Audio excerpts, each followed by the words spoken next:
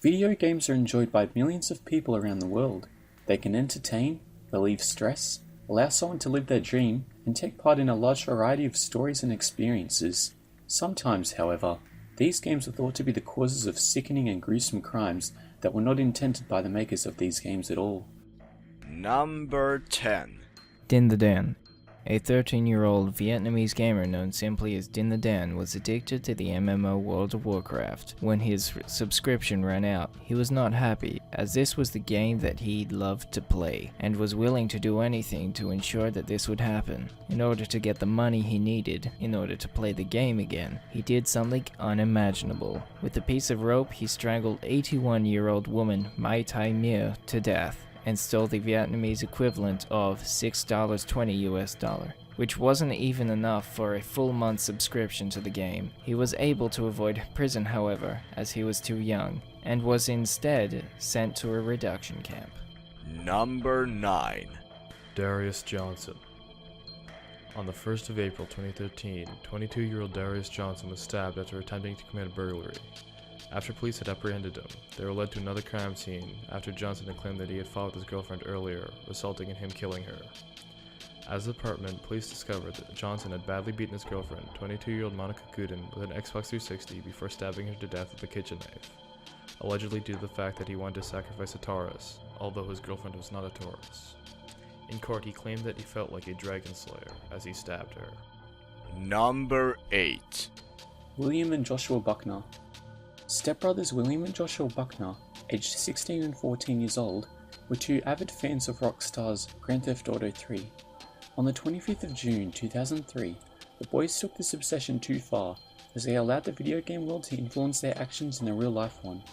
The boys decided to shoot at random cars traveling along the Interstate 40 highway with shotguns, and in doing so, killed 45-year-old Aaron Hamill and seriously injured 19-year-old Kimberly Bede.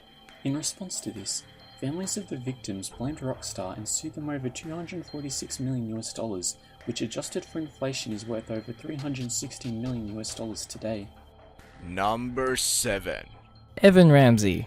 On February 19th, 1997, Evan Ramsey, a student of Bethel Regional High, brought a 12-gauge shotgun to his school, killing 2 and wounding 2. He was sentenced to 210 years in prison. On the 2nd of December 1998, however, this was later reduced to a 99-year sentence after an appeal. In a 2006 interview with the journalist Anderson Cooper, Ramsey stated, "I base a lot of my knowledge solely on video games. You shoot a guy in Doom, he gets back up. You have got to shoot the things in Doom 8 or 9 times before it dies. And I went with the concept from the video game and added it to life." Number 6. Devin Moore. In 2013, an 18-year-old man, Devin Moore, murdered 2 police officers and a dispatcher. While he was being detained in a local police station for allegedly stealing a car, he unexpectedly grabbed a .45 caliber pistol from one of the officers and shot 3 men dead. He then fled in a stolen police cruiser before being caught and sentenced to death by lethal injection. In the aftermath of these events, it was made aware that Devin Moore was a big fan of the video game Grand Theft Auto Vice City, being quoted after his recapture saying, "Life is a video game. Everybody's gotta die sometime." Number 5. Daniel Petrick. Susan Petrick was killed and Mark Petrick badly wounded on the 20th of October 2007 by their son Daniel. Daniel didn't agree with his father's restrictions on disallowing him to play the game Halo 3. A month prior to this, he had snuck out and bought Halo 3 from a store without his father's permission. The game was later put in a lockbox in a closet where a 9mm handgun was also kept. This would prove to be a grave mistake. Daniel was able to open the safe to get his Halo 3 game along with the handgun. After he had done this, he went into his parents' room, told them to close their eyes, and when they did, he opened fire on them. Number 4. Kwe Changwe. After acquiring a very rare online sword in the online RPG Legend of Mer 3, 41-year-old Kwe Changwe was very happy. He learnt that the prized sword of his friend Zhu Xiaoyang and was furious when Zhu claimed that he sold the weapon for $7,200, which was over $1,500 US today. Zhu reportedly was willing to give Kwe the cash he received for selling the sword, but this wasn't enough, as Zhu was stabbed to death in his own home by by Queer. This incident was the first known occurrences of a virtual crime affecting the real world. Number 3. Paul Wachino. The release of open-world action-adventure game Grand Theft Auto 4 was met with much controversy from its release on the 29th of April 2008. The severity of its violence led some to refer to the game as a murder simulator. This was fueled on the 4th of August 2008 when a teenager, Paul Wachino, attempted to recreate a GTA-like scene where a criminal was able to steal a car and evade police. He killed a 54-year-old taxi driver, stabbing him 10 times before attempting to drive off in the stolen taxi. After being caught by the police, Chino said he wanted to find out if it was as easy in real life to rob a taxi as it was in the game.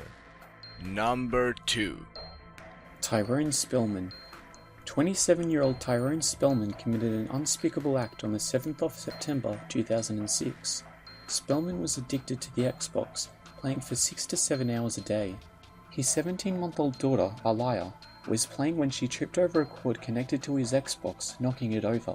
In response to this, Spellman pummeled her several times, cracking her skull in the process, which ended up killing her.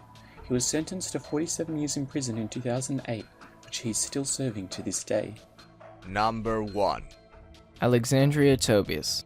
Farmville in its prime was one of the most popular games on the social networking website Facebook, with millions of players spending hours making their virtual farms the best in the world. Alexandria Tobias was one of these players. However, her obsession for the game took a sick turn, unlike many others. One day while she was playing the game, her 3-month-old son, Dylan Lee Edmondson, was crying, which distracted Alexandria from enjoying her game. Instead of attempting to comfort her child, she shook him so hard that in an attempt to make him stop crying that he died of a head injury. She was sentenced to 50 years in prison and won't be playing Farmville for a very long time.